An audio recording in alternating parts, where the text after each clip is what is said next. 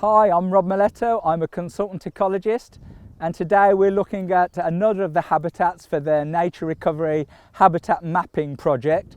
Today we're on a wetland. It's Wen Moss Nature Reserve on a glorious mid-May day, and we're looking at the Lowland Raised Bog habitat of principal importance.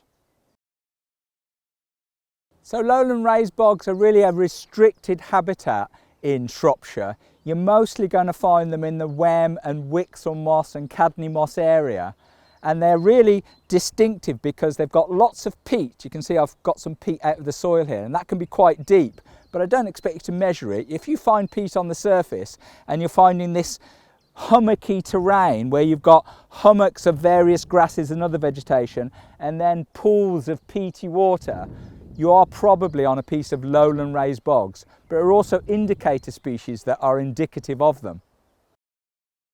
So there's quite a few indicator species that you can look for to see if you're in a lowland raised bog. They're all acid-loving wetland species, but you don't really need your pH meter. The plants tell you that the place is acid, and one of the key ones is sphagnum moss. You don't need to know which sphagnum moss it is, just that it is sphagnum moss, and sphagnum moss is relatively distinctive because it is just like green or yellowish cotton wool. It's a mass of little tiny leaves, as you can see, all gathered together, and if you squeeze it, it releases lots and lots of water, just like cotton wool, and that's sphagnum moss.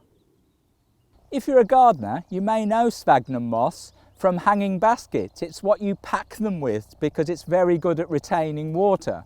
So that's another little tip if you've come across it in that context.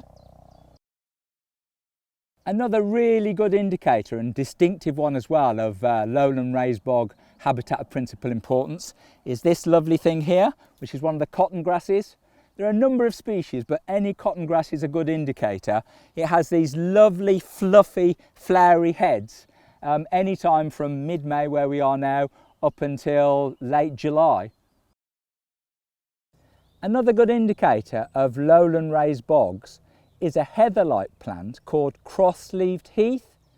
We have both heather and Crossle Heath here, and immediately you can see the difference in the colour.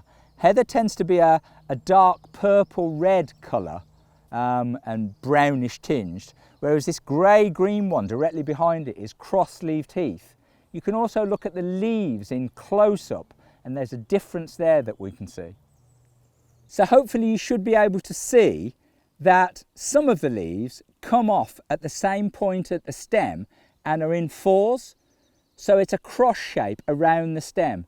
Not all of the leaves do that because some of them fall off or it's slightly aberrant, but at least some of them have this four leaves in a cross around the stem. Another good indicator of lowland raised bog is a plant called deergrass. Unfortunately and typically we can't find it today, but the thing to look for is this hair-like growth of leaves, but it's actually darker green than this, and it normally has flowering heads on it.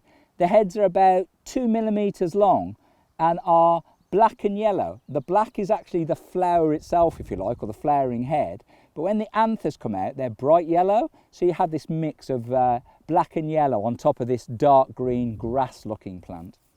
So hopefully you've got a better idea now of how to identify lowland raised bog habitat of principal importance. The key feature is really sphagnum moss. If you're seeing sphagnum moss, there's a good chance you're in a bog of some sort. And look out for those other indicator species. They can be quite tricky to identify, but contact a local botanist or get a book and have a look in that, or go new school and get an app. They're very good for identifying things these days.